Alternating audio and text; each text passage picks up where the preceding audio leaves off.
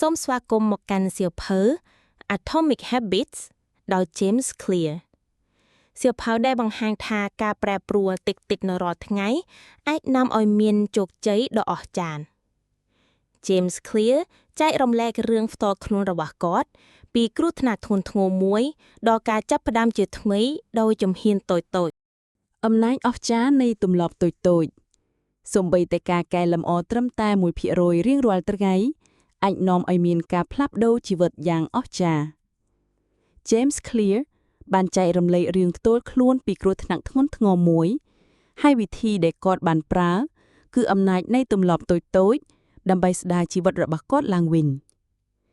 សៀវភៅនេះមិននិយាយអំពីការផ្លាស់ប្ដូរធំនោះទេប៉ុន្តែស្ដីអំពី system ដែលជួយឲ្យអ្នកឈានទៅមុខជារៀងរាល់ថ្ងៃជំពូកទី1ច្បាប់ 1% អត្ថប្រយោជន៍សរុបនៃទម្លាប់តូចៗទម្លាប់គឺដូចជាការសន្សំប្រាក់វាកើនឡើងដោយភាពបន្តបន្ទាប់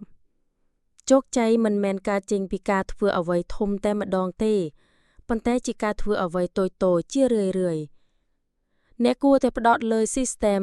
ឬប្រព័ន្ធរបស់អ្នកមិនមែនគោលដៅទេជំពូកទី2ទម្លាប់និងអត្តសញ្ញាណរបស់អ្នក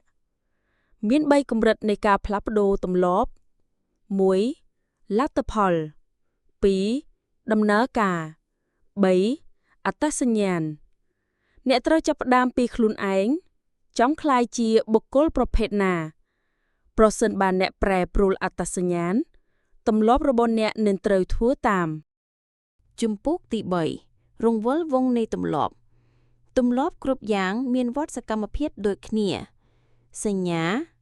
ការចង់បានប្រតិកម្មរង្វាន់ការយល់ដឹងពីវដ្តនេះគឺជាគន្លឹះដើម្បីបង្កើតឬបំបត្តិទម្លាប់ច្បាប់4សម្រាប់ការបង្កើតទម្លាប់ល្អជំពូកទី4ច្បាប់ទី1ធ្វើឲ្យវាលេចចេញកំណត់សញ្ញាផ្ដើមទម្លាប់សរសេរទម្លាប់ដែលញាក់ញៀនបច្ចុប្បន្នប្រើ habit stacking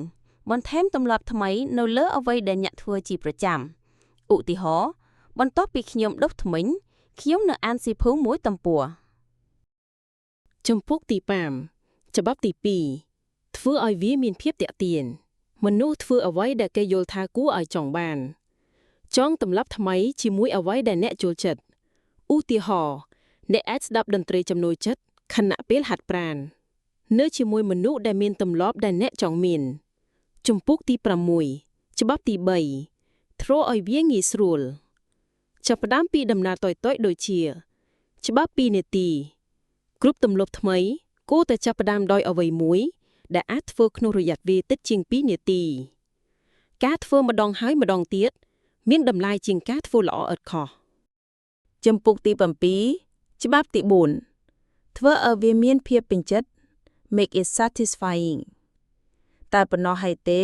ទម្លាប់នឹងស្ថិតលើជាយូរបើវាផ្ដល់អារម្មណ៍ល្អភ្លាមប្រើ habit tracker ដើម្បីឲ្យឃើញវឌ្ឍនភាពកុំខកខានពីរដងជាប់គ្នាដំបូងអាចជាសន្លប់ប៉ុន្តែទី2គឺជាទម្លាប់ថ្មីរបៀបកែប្រែទម្លាប់អាក្រក់ដើម្បីបំបត្តិទម្លាប់អាក្រក់ធ្វើឲ្យវាមិនលេចឡើងធ្វើឲ្យវាមិនគួរឲ្យចង់បានធ្វើឲ្យវាពិបាកធ្វើឲ្យវាមិនគួរឲ្យពេញចិត្តឧទាហរណ៍បើអ្នកចង់បញ្ឈប់ការទស្សនា Facebook គ្រាន់តែដកកម្មវិធីចេញពីទូរស័ព្ទយុទ្ធសាស្ត្រកម្រិតខ្ពស់និងការរក្សាទម្លាប់អ្នកខ្លាចទៅជាមនុស្សដែលអ្នកនៅចិត្តជ្រើសរើសសង្គមដែលគាំទ្រជីវិតថ្មីដែលអ្នកចង់មានជំពូកទី10រកគយមូលហេតុដើមទម្លាប់អាក្រក់ភាគច្រើនគឺជាការឆ្លើយតបទៅនឹងអារម្មណ៍ដោះស្រាយបញ្ហាពិតប្រាកដដែលនៅពីក្រោយជំពូកទី11ការបន្តដោយស្ថិរភាពភាពជោគជ័យមិនមែនគ្រាន់តែស្ថិតនៅក្នុងការចាប់ផ្ដើមទេប៉ុន្តែស្ថិតនៅក្នុងការបន្តធ្វើការពិនិត្យមើលខ្លួនអ្នកនិងបន្តបង្កើតកំណើឲ្យប្រសើរឡើងជំពូកទី12ច្បាប់ Goldilocks រកភាពចម្លែកអ្នកចេះល្អបំផុតពេលការងារមិនងាយពេកនិងមិនពិបាកពេករកលំហូរនៃការចំណាយកម្លាំងចម្រាស់ហើយនោះជាផ្លូវទៅកាន់ការរីកចម្រើន ជំពូកទី13គ្រោះថ្នាក់នៃទម្លាប់ល្អបើទម្លាប់ល្អคล้ายជារបៀបធម្មតាអ្នកអាចធ្វើដោយគ្មានការយល់ដឹងសូមរក្សាស្មារតីចេះបត់បែនចេះអភិវឌ្ឍខ្លួនជីវិតរបស់អ្នកនៅថ្ងៃនេះគឺជាផលប៉ះពាល់របស់ទម្លាប់ដែលអ្នកធ្វើជារៀងរាល់ថ្ងៃអ្នកមិនចាំបាច់ខ្លាចជាជើងឯកទេអ្នកត្រូវតែជាបុគ្គលដែលមិនឈប់កែលម្អតិចៗរៀងរាល់ថ្ងៃហើយនេះជាចុងបញ្ចប់នៃសៀវភៅ Atomic Habits ដោយលោក James Clear